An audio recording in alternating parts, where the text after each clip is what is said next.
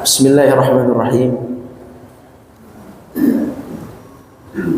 Assalamualaikum warahmatullahi wabarakatuh. Alhamdulillahi rabbil alamin. Wassalatu wassalamu ala asyrafil anbiya'i wal mursalin wa ala alihi wa sahbihi ajma'in. اللهم إنا نسألك علما نافعا ورزقا طيبا وعملا متقبلا رضينا بالله ربا وبالإسلام دينا وبمحمد صلى الله عليه وسلم نبيا ورسولا. Amma ba'd, kaum muslimin yang dimuliakan Allah Subhanahu wa taala, kita bersyukur kepada Allah pada maghrib ini bisa kembali bertemu dalam rangka majlis ilmu, yaitu kajian fikih, dan insyaallah hari ini kita akan melanjutkan pembahasan fardu salat. Semoga Allah Subhanahu wa taala memberikan kita pahala atas kajian ini, menerima ibadah kita dan mengampuni dosa-dosa kita. Amin ya rabbal alamin. Selanjutnya kita sampaikan salawat dan salam kepada Nabi kita, Nabi besar Muhammad sallallahu alaihi wasallam. Kaum muslimin, kaum muslimat yang dirahmati Allah Subhanahu wa taala, kita masih membahas fardu salat. Apa itu fardu salat? Yaitu pertama niat, yang kedua takbiratul ihram, yang ketiga qiyam. Apa qiyam? Berdiri. Yang keempat membaca Al-Fatihah. Yang kelima ruku. Yang keenam i'tidal. I'tidal itu apa? Bangkit dari ruku. Bangkit dari ruku namanya i'tidal. Kalau secara perkamusan, i'tidal itu artinya tegak. Jadi bangkit dari ruku harus tegak, baru namanya i'tidal. Kalau belum tegak, udah maju lagi, udah langsung sujud, namanya setengah i'tidal. Nanti kita bahas i'tidal. Jadi i'tidal itu tegak. Bahasa kitanya adalah bangkit dari ruku. Terus nomor 7 sujud. Nomor 8 tasyahud. Tasyahud itu apa? Persaksian. Nah, tasyahud itu persaksian. Asyhadu an la ilaha illallah. Itu wajib dibaca tuh. Asyhadu an la ilaha illallah. Nanti kita bahas. Jadi ada tasyahud dari mana sampai mana wajib, nanti yang mana yang sunnah di tasyahud itu. Bacaannya itu tasyahud. Kemudian tumakninah, kemudian salam. Kalau tumakninah artinya ya diam, tenang. Tenang, diam sejenak, tenang, tumakninah. Salam artinya salam. Nah, pada pertemuan yang silam itu kita sudah membahas membaca Al-Fatihah,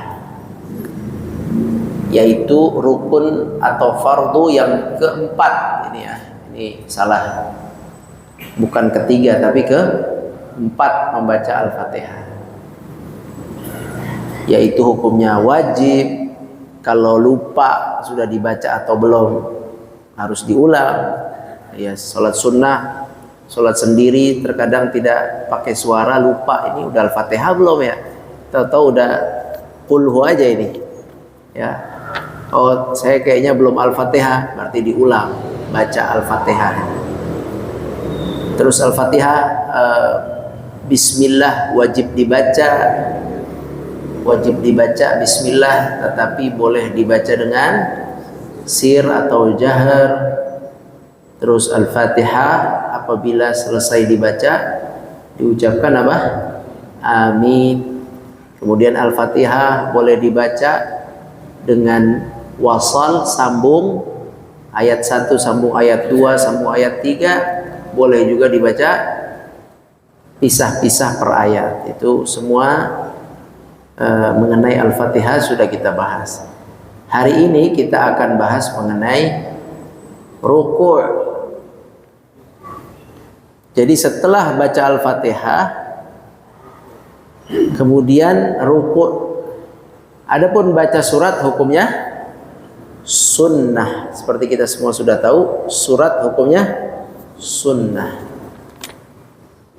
Setelah baca surat sunnah, kita masuk ke gerakan berikutnya, yaitu ruku', dan ruku' ini adalah fardu. Adapun cara ruku', ya bagaimana sih cara ruku'? Nah, cara ruku' itu di sini, di dalam hadis ini kita dapatkan dua petunjuk. Petunjuk yang pertama, meluruskan punggung. Arti tulang belakang ya, tulang punggung, kemudian leher, kemudian kepala. Lurus punggungnya dengan lehernya dan kepala. Coba kita lihat hadisnya. Aisyah berkata, kanan nabiyyu sallallahu alaihi wasallam idza raka'a lam yarfa' ra'sahu wa lam yusawwibuhu walakin baina dzalik. Artinya Rasulullah sallallahu alaihi wasallam apabila ruku' beliau tidak mengangkat kepalanya. Bagaimana ngangkat kepala? Lagi ruku' ya gitu. Ngapain ngangkat kepala? Mau lihat Ka'bah. Depan Ka'bah kagak bisa, tetap kagak bisa. Kalau kita mau lihat Ka'bah, satu-satunya keadaan yang boleh lihat Ka'bah lagi sholat nih, kalau mau lihat Ka'bah, boleh. Kapan?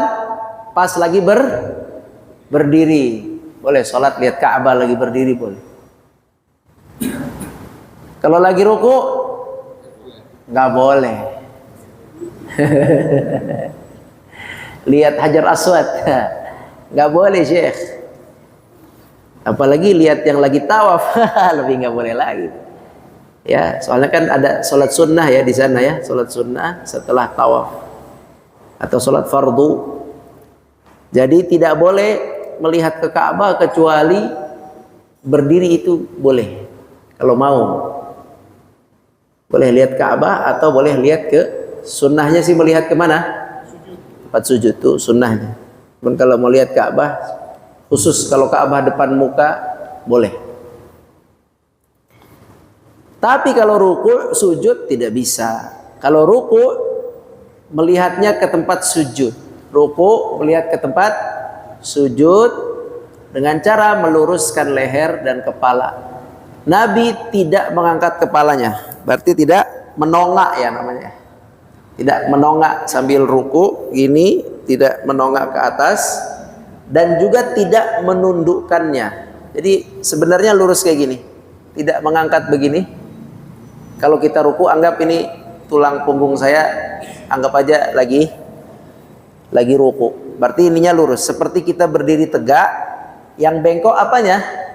Iya gitu. Yang bengkok pinggangnya, persendian pinggang yang kita lenturkan, kita rukukan dia, kita bungkukkan. Sedangkan leher dan kepala kita tuh seperti kita tegak begini sama. Gitu. Jadi jangan diangkat begini, jangan juga ditundukkan begini, ngeliatin jari-jari orang lain. Jadi lurus saja, lurus. Ya, susah, harus dipraktekkan. Lurus lah pokoknya, gampang lah, insya Allah gampang. Ya ini seolah-olah kalau kita berdiri tegak persis kayak gini, lurus. Hanya tak bagian belakangnya yang nunduk. Dan diutamakan bagian belakang ini adalah lurus, tidak terlalu ke bawah, tidak terlalu ke atas. Lurus semampu kita, sebaik mungkin. Terkadang terlalu ke bawah dikit, nggak apa-apa, nggak apa-apa lah, dimaklum. Yang penting jangan terlalu ke bawah dan yang jangan juga tinggi. Kecuali sakit, jadi rukunya bisanya setengah atau 3/4. Kalau itu sakit dimaklum, dia bisa sedikit aja. Karena apa? Sakit. Tapi kalau tidak sakit itu harus. Ini ada beberapa kesalahan ruku. Ini gimana nih? Jadi ruku itu kakinya harus lurus, Pak. Maaf ya. Terkadang ada kakinya tuh gini. Ini biar kelihatan. Gini. Jadi kalau sakit boleh nggak? Kalau sakit boleh. Kalau nggak sakit, yang benar nanti sakit loh. Kalau nggak sakit, ini kalau sakit nggak apa-apa nih. Aduh sakit segini. Kalau nggak sakit, nggak boleh, dia harus begini, lurus. Ini nanti ada pembahasan tangan. Nah ini kita luruskan, lihat ke arah mana? Sujud, ya sujud.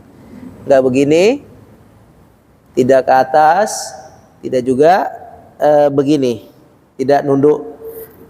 Ini nunduk-nunduk gini ke sana, ya. Dikira-kira lah, masing-masing bisa mengira-kira. Yang penting kesalahan yang fatal itu adalah apa namanya tadi, kakinya dibengkokkan. Ya, mohon itu dijadikan perhatian. Sah nggak sih sholat kalau rukunya kakinya dibengkokin? Sah, tapi tidak sempurna. Kalau dia sehat tapi dibengkokkan lututnya, tidak sempurna. Tidak sempurna. Nih lihat yang kedua ya. Yaitu yang pertama, jadi lurus, kepalanya tidak menunduk, tidak juga kepalanya menonggak ke atas. Yang kedua, meletakkan telapak tangan yang ini, telapak tangan di atas lutut. Ini juga ada mungkin kesalahan. Nah, ini kita baca hadisnya dulu dari Abu Humaid As-Sa'idi. Beliau berkata, wa idza raka'a amkana. Nah, amkana yadaihi min rukbataihi. Apabila Nabi ruku, beliau meletakkan telapak tangannya ke lututnya dengan kuat. Amkana itu dengan kuat. Ini kurang terjemahannya, dengan kuat. Ya, kalau dengan kuat pastinya lututnya tidak bengkok. Lututnya apa tadi? Lurus. Dan letakkan dengan kuat telapak tangannya ke sini. Nah, ini kita udah tahu lah insya Allah ya. Jadi gini, tidak gini. Ini kenapa kayak gini? Boleh. Kalau lagi sakit boleh begini ya. Kalau tidak gini. Lurus. Terus perhatikan di sini lutut. Yang namanya lutut yang mana lutut? Yang ini hadisnya mutlak lutut. Selain lutut tidak sempurna. Ada orang yang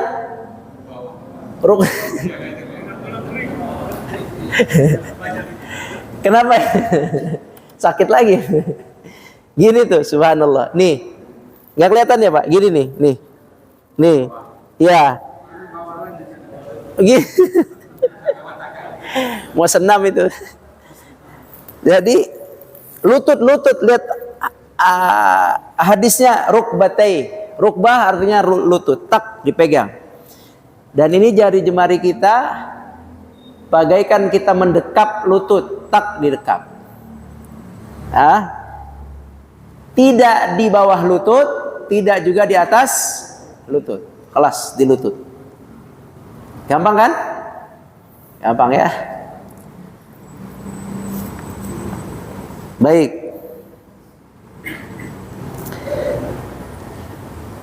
Selanjutnya sunnah ruku. Sunnah yang pertama membaca zikir 3 kali. Zikir itu maksudnya bacaannya. Ya, subhana rabbiyal azim. Berapa kali? 3. Dan ini adalah sempurna minimal. Faham sempurna minimal? Bismillah. Lebih banyak lebih baik. Jadi gini. 1 kali sah. Ruku, kemudian baca subhana rabbiyal azimi wa bihamdihi berapa kali? Misalnya 1 kali sah. 3 kali sempurna minimalis. Paham sempurna minimalis? Sempurna, tapi sempurna paling rendah. Terus sempurna yang sempurna berapa? Lebih dari 3.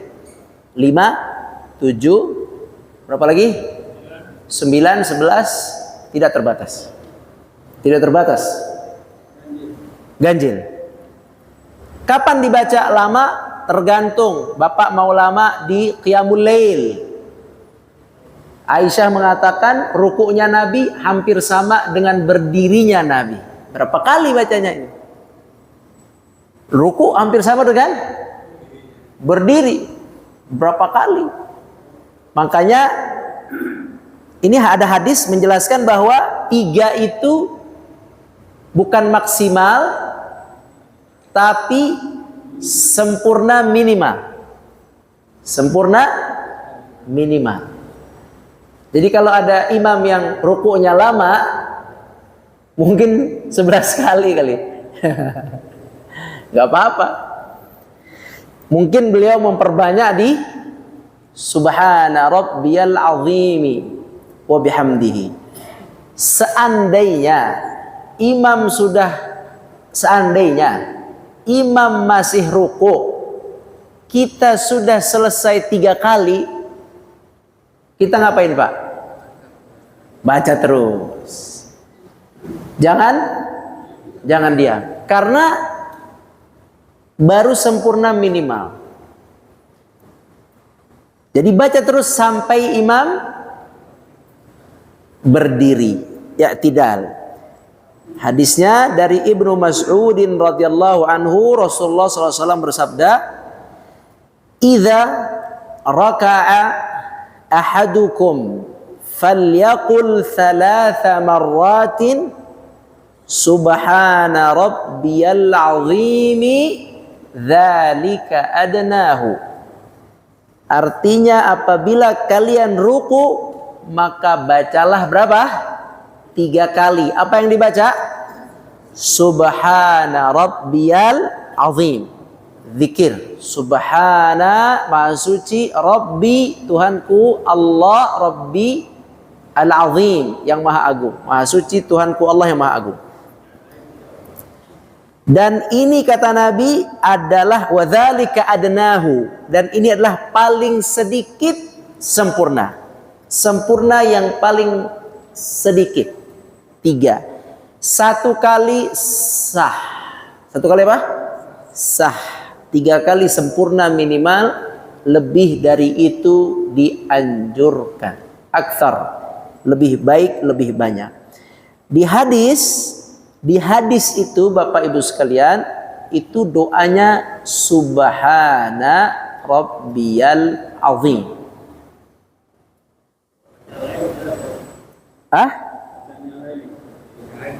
Banyak bacaannya. Boleh. Ulangi ya. Bacaan yang di hadis ini yang kita sekarang lagi bahas, kenapa saya ambil hadis ini? Karena ada istilah, ada kalimat wadzalika adnahu. Yakni kalimat Nabi mengatakan baca 3. Ada kata Nabi baca 3 kali dan itu adalah sempurna minimal. Karena ada itu saya pakai hadis ini. Di dalam hadis ini doanya apa? Subhana rabbiyal azim. Itu saja doanya di dalam hadis ini. Bagaimana dengan doa yang lain? Ada di dalam hadis-hadis yang lain. Dalam hadis Aisyah misalnya radhiyallahu anha, di dalam hadis Aisyah radhiyallahu anha ada beberapa cara baca doa ruku dan sujud. Contohnya yang tadi dibaca oleh Bapak. Apa itu? Subhanakallahumma rabbana wa bihamdika Allahumma ighfirli. Hafal? Yang itu doa itu lebih bagus. Nanti kita jelaskan dikit ya. Subhanakallahumma rabbana wa bihamdika Allahumma ighfirli. Saya ceritain sedikit. Jadi Pak, waktu turun surat Idza jaa nasrullah, apa nama suratnya itu? An-Nasr ya. An-Nasr. Idza jaa nasrullahi wal fath. Yakni artinya ketika Allah turunkan pertolongan kepada Nabi, pertolongan kemenangan kepada Nabi, dan Allah berikan fath, yaitu pembukaan kota Makkah. Makkah bebas. Ini di akhir hayat Nabi. Wa ra'aitan nasa yadkhulun fi dinillahi afwaja. Waktu itu manusia berbondong-bondong masuk Islam. Dalam satu kesempatan itu kurang lebih 2000 masuk Islam. Dalam satu kesempatan. Sudah masuk Islam ramai. Bukan satu-satu. Kalau dulu masuk 1, 2, 3, 4, 5, sekampung, 100. Ini enggak. 1000. Maaf, 2000-an yang masuk Islam. Dan mayoritas hampir 90% dari 2000 itu adalah orang yang penduduk Mekah asli yang dulu ngusir Nabi dan para sahabat. Itu akhirnya semua masuk Islam. 90% lebih masuk Islam, kecuali sedikit kabur. Baik. Setelah saat itu berarti kan Mekah Islam, Madinah Islam, udah muslim banyak. Hampir selesai tugas kenabian, mau Nabi menuju wafat. Kemudian kata Allah Subhanahu wa taala, fasabbih. Apa fasabbih? Subhanallah. Naam, fasabbih itu subhanallah. Sucikan Allah dengan ucapan fasabbih subhanallah. Dengan ucapan subhanallah. Fasabbih berarti subhanallah. Kalau kata Allah fasabbih, kita ucapkan subhanallah. Bihamdi, kita ucapkan alhamdulillah. Atau kita ucapkan wa bihamdi. Fasabbih, kita ucapkan subhanallah. Ulangi, fasabbih, kita ucapkan subhanallah. Boleh ditambah? Boleh. Subhanaka Allahumma. Bisa? Subhanaka. Subhanakallahumma. Bisa? Coba anak baca ya. Fasabbih. Baca. Subhanakallahumma. Subhanaka Allahumma. Ulangi. Fasabbih. Subhanaka Allahumma. Apa subhanaka? Maha suci engkau, suci. Engkau esa satu, tidak butuh dengan apapun. Engkau maha kuasa. Tidak ada aib, tidak ada cacat. Allahu Akbar, Allahu Jalla Jalalu, yang maha mulia, yang maha agung, suci, bersih. Tidak ada anak, tidak ada ibu, tidak perlu bapak, tidak perlu anak, tidak perlu cucu. Allah subhanahu wa ta'ala, suci. Subhanaka, maha suci engkau. Allahumma, apa arti Allahumma? Ya Allah, subhanaka, maha suci engkau, wahai Allah, bersih dari segala tuduhan manusia yang menuduh engkau punya anak, menuduh engkau punya istri, kadzib, bohong, tuduhan dusta, palsu. La, Allah suci dari itu semua, dari nasab. Enggak ada itu. Subhanaka, maha suci engkau, Allahumma, wahai Allah. Itu amalan dari perintah fasabbih. Apa fasabbih? Maka sucikanlah. Caranya subhanallah atau subhanaka Allahumma. Subhanaka Allahumma kalau digabung jadi subhanaka Allahumma. Bismika Allahumma ahya wa amut. Itu mah tidur. Bismika Allahumma amutu ahya wa amut. Kilahuma, dua-duanya ada. Dalam hadis amutu ahya atau ahya wa amut. Sama. Apa tadi? Fasabbih berarti subhanallah atau subhanakallahumma. Fasabbih bihamdi rabbika, gitu ya. Fasabbih bihamdi rabbika. Bihamdi bisa kita baca alhamdulillah. Bihamdi, apa bihamdi artinya? Hamd, alhamd, apa? Segala puji. Artinya alhamdu, segala puji atau kesempurnaan milik Allah. Karena Allah sempurna kita puji. Sifatul kamal lillah. Sifat sempurna milik Allah kita puji. Apapun yang Allah lakukan terhadap diri kita, senang atau tidak, Allah terpuji dengan perbuatannya gitu. Apapun yang Allah ingin lakukan kepada penduduk bumi ini, mau tsunami, mau hancur lebur, mau apapun, Allah terpuji, tidak pernah cacat perbuatannya dan qada dan qadarnya. Allah alhamdulillah. Makanya orang Islam kalau ada musibah disuruh ngucapin alhamdulillah. Cuman belakangnya depannya alhamdulillah, belakangnya ala kulli hal. Alhamdulillah ala kulli hal. Kalau orang bilang alhamdulillah ala kulli hal, itu lagi kena musibah itu. Nah, artinya alhamdulillah aku memuji Allah dalam segala keadaan. Itu namanya orang lagi kena musibah. Disuruh Nabi kalau kena musibah ucapkan alhamdulillah ala kulli hal. Satu lagi ucapkan inna lillahi wa inna ilaihi raji'un. Alhamdulillah ala kulli hal. Itu caranya. Jadi mau sengsara, mau apa? Alhamdulillah. Cuman tambahin ala kulli hal. Jadi kalau antum bilang alhamdulillah ala kulli hal, lagi ada musibah berarti. Nah, jadi itu wa bihamdi apa? Fasabbih bihamdi rabbika, dengan mengucapkan alhamdulillah, atau bisa mengucapkannya dengan wa bihamdi. Tadi yang pertama fasabbih subhanakallahumma, itu kan ya. Naam, fasabbih bihamdi rabbika, bisa dengan bihamdi rabbika, bisa dengan wa bihamdika, sama aja.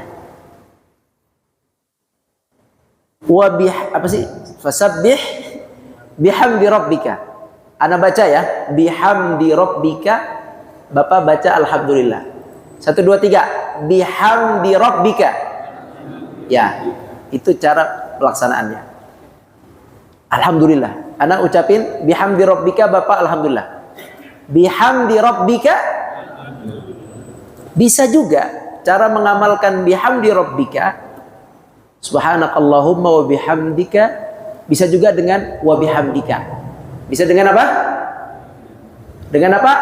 Wa bihamdika. Coba. Wa bihamdika. Wa bihamdika. Bisa juga kita wa bihamdih ya. Kita wa bihamdih ya. Ya kan? Subhana rabbiyal azimi wa bihamdih, itu juga sama. Wa bihamdih. Sama itu. Oke. Jadi bisa wa bihamdika wa bihamdihi alhamdulillah, itu semuanya sama. Itu intinya pujian. Jadi kita bisa baca subhana rabbiyal azimi wa bihamdihi, bisa subhanallahi wa bihamdihi, bisa subhanallahi walhamdulillah, bisa subhanakallahumma wa bihamdika. Yang tadi dibaca, kita pakai itu aja coba. Itu bagus doanya. Subhanakallahumma wa bihamdika. Coba 1 2 3. Subhanaka Allahumma wa bihamdika. Dah. Ya, itu tambahannya. Kan tadi perintah Allah apa? Fasabbih bihamdi rabbika. Tasbih, tahmid. 2 kan? Terakhir wastaghfir. Apa wastaghfir? Minta ampun. Nah, tadinya Nabi itu dalam zikir ruku dan sujud cuma 2 awalnya, yaitu subhanallah dan alhamdulillah, 2 itu. Bahkan dalam hadis ini 1, tasbih doang. Hanya tasbih. Kemudian dalam hadis lain tasbih dan tahmid. Subhanallah, subhana rabbiyal azimi wa bihamdi. Ada hamdihnya. Nah, di akhir ayat Nabi ketika turun ayat ini, fasabbih bihamdi rabbika wastaghfir, Nabi tambah 1. Tambah 1 perintah wastaghfir. Apa wastaghfir? Minta ampunlah. Jadi tasbihlah, terus tahmidlah, tambah 1 lagi minta ampunlah. Gitu ya, ulangi. Tertasbihlah, tahmidlah, minta ampun. Akhirnya ditambah oleh Nabi atas izin Allah semua, wahyu. Innahu kana tawwaba ayatnya. Akhirnya doa ruku dan sujud ditambah Allahumma firli. Apa Allahumma firli? Ya Allah ampuni aku. 3 itulah komponen doa ruku sujud. 1 apa? Tasbih. 2, 3 istighfar. Coba kita pakai subhanallah walhamdulillah astaghfirullah. Boleh nggak? Nggak apa-apa. Nggak apa-apa. Terjemahan dari 3 ayat itu. Atau kita pakai subhana rabbiyal azimi wa bihamdihi Allahumma ghfirli. Boleh. Allahumma ghfirli sama astagfirullah, apa bedanya? Sama aja. Harus belajar bahasa Arab lagi. Allahumma ghfirli, ya Allah ampuni aku. Astagfirullah, ya Allah aku minta. Sama aja. Jadi 3 komponennya, Pak. Nah, jadi kalau Bapak mau perpanjang bacaan di ruku dan sujud, dan ini bacaan paling afdol, paling sempurna, paling sunnah adalah penggabungan 3 itu. Yaitu apa? Tasbih dan istighfar. Astaghfirullah boleh kok. Subhanallah, subhanallah wa bihamdihi astaghfirullah. Boleh. Boleh tambahin astaghfirullah. Di hadis juga ada kok kalimat astaghfirullah dibaca. Boleh juga Rabbighfirli. Apa? Subhanallah wa bihamdihi Rabbighfirli. Boleh juga subhanakallahumma wa bihamdika Allahumma ghfirli. Nah, selesai. Baik. Tadi sunnahnya sempurna minimal berapa? 3. Kalau imam belum berdiri, silakan ditambah. Kalau Bapak mau memperbanyak, mengagungkan Allah, memuji Allah, minta ampun sama Allah, boleh silakan perlambat di ruku, perlambat di ruku. Kalau di ruku tugasnya kata Nabi, wa ammar ruku fa'azzimullah. Wa ammar ruku, agungkan Allah di dalamnya. Wa ammas sujud, adapun sujud fa'akfiru fihi minad du'a. Kalau sujud banyakkan doanya. Jadi kalau mau agungkan Allah, subhanallah, subhanallah, subhana rabbiyal azimi wa bihamdihi Allahumma ghfirli. Ditambah dengan Allahumma ghfirli di ruku. Nah, seperti itu. Nah.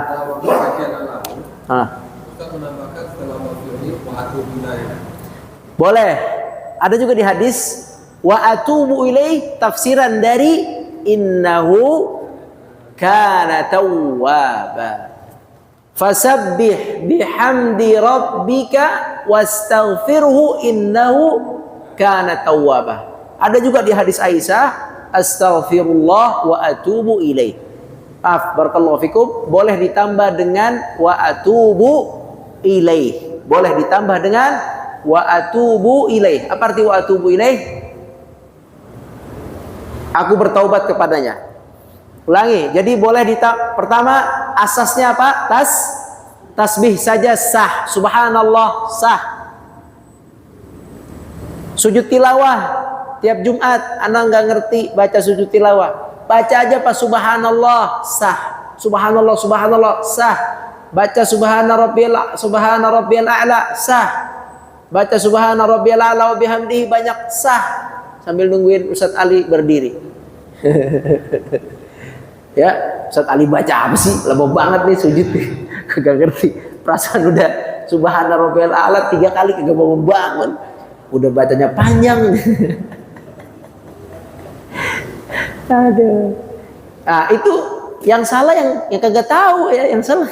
Jangan salahin Ustadznya. Ustadz Ali mah lagi zikir dia subhanallah, subhanallah, subhana rabbiyal azim.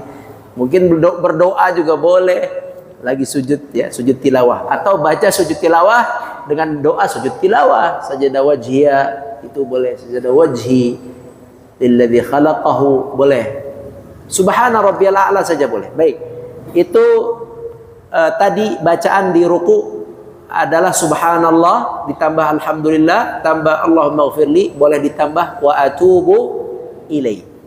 Syukran, terima kasih Bapak. Kemudian sunnah yang berikutnya merenggangkan jari jemari. Renggang jari, ya ini. Khusus ruku jari jemari renggang.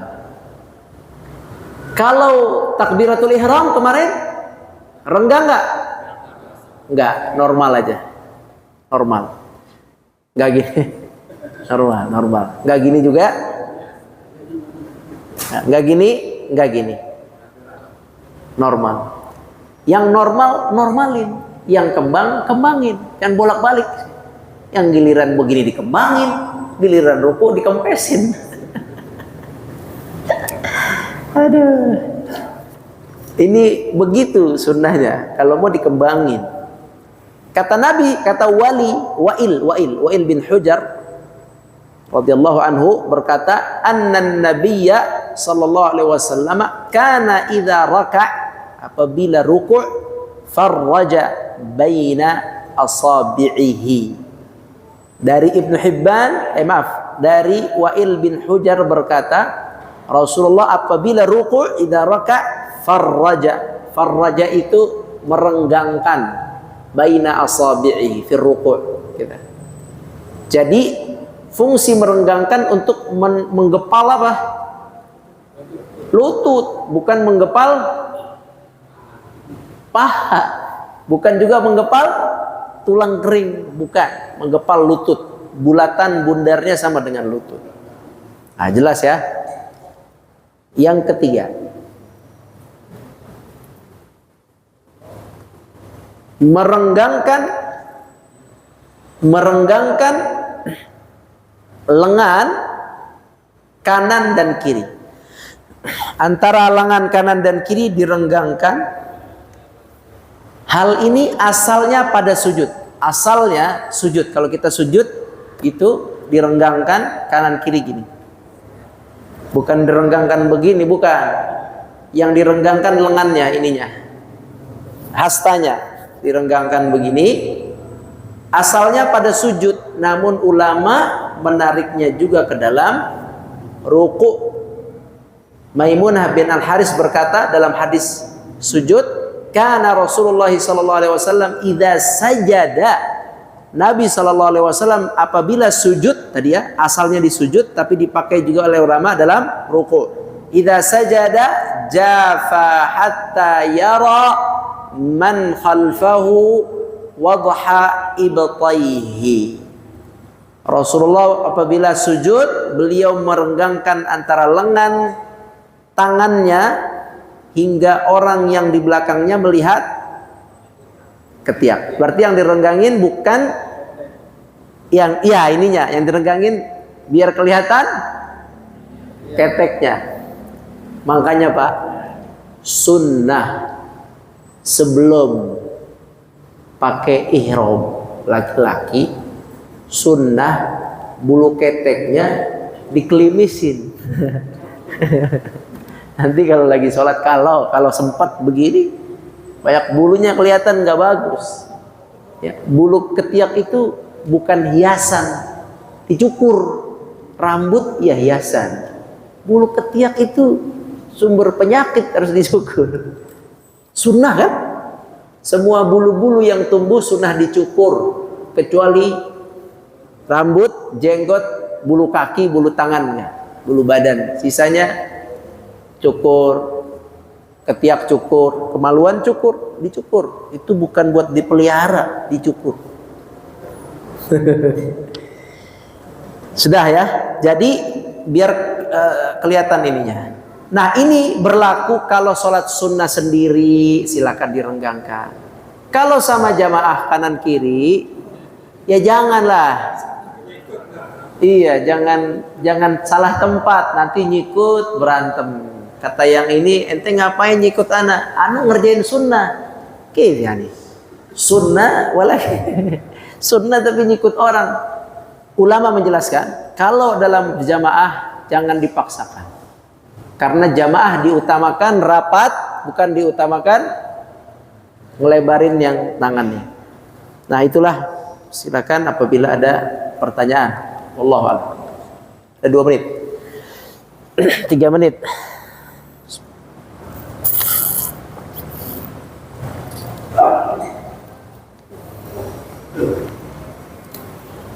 Pertanyaan, laki perempuan sama-sama sunnahnya direnggangkan, kecuali Al-Imam Syafi'i. Imam Syafi'i rahimahullah, mungkin bapak-bapak kan ada di rumah, ada anak perempuan, ada istri, ada siapalah keluarga perempuan. Kalau melihat ada ibu-ibu yang ruku begini nih, dikepik, ruku dikepik, apa sih? Dijepit begini, sujud juga dijepit begini. Tidak seperti ini, tidak dilebarkan gini. Itu mazhab Syafi'i. Mazhab pendapat Imam Syafi'i, beliau pertimbangannya aurah. Pertimbangannya apa?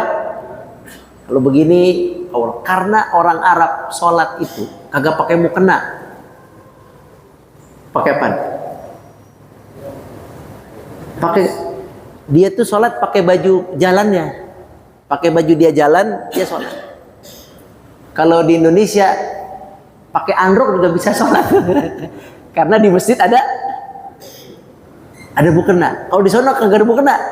Kalau nggak pakai kerudung yang bener, kagak bisa sholat perempuan itu di luar. Kalau di sini, gak apa-apa, nggak usah bawa mukena, pakai aja androk-androk ya. Nanti di masjid ada. Nah aslinya perempuan-perempuan itu dulu nggak ada mukena. Itu mukena buatan sini, nggak tahu siapa yang ngusul itu. Jadi karena nggak ada mukena, dulu begini fatwanya, supaya tidak kelihatan. Sekarang kan ada mukena, kagak kelihatan mau begini juga. Kalau mukena mah. Jadi Imam Syafi'i menganjurkan begini, pertimbangannya karena wanita itu sesungguhnya wanita nih, Mana wanita di sini? Nggak ada ya. Sesungguhnya wanita itu sholat dengan pakaiannya, bukan dengan mukena. Itu sesungguhnya. Hah? Sesungguhnya wanita itu sholat dengan pakaiannya, bukan dengan mukena. Cuman kayaknya orang Indonesia kagak sah kalau nggak pakai mukena. Padahal udah cakep kerudungnya, udah rapih gitu. Tapi kayaknya harus mukena. Gak apa-apa, itu mungkin kebiasaan kita. Tapi sah insya Allah. Baik, demikian. Wallahu a'lam. Yang benar dari Allah, salah dari ana mohon maaf. Kita tutup dengan kafaratul majlis. Subhanakallahumma wa bihamdika asyhadu an la ilaha illa anta nastaghfiruka wa atubu ilaik. Assalamualaikum warahmatullahi wabarakatuh.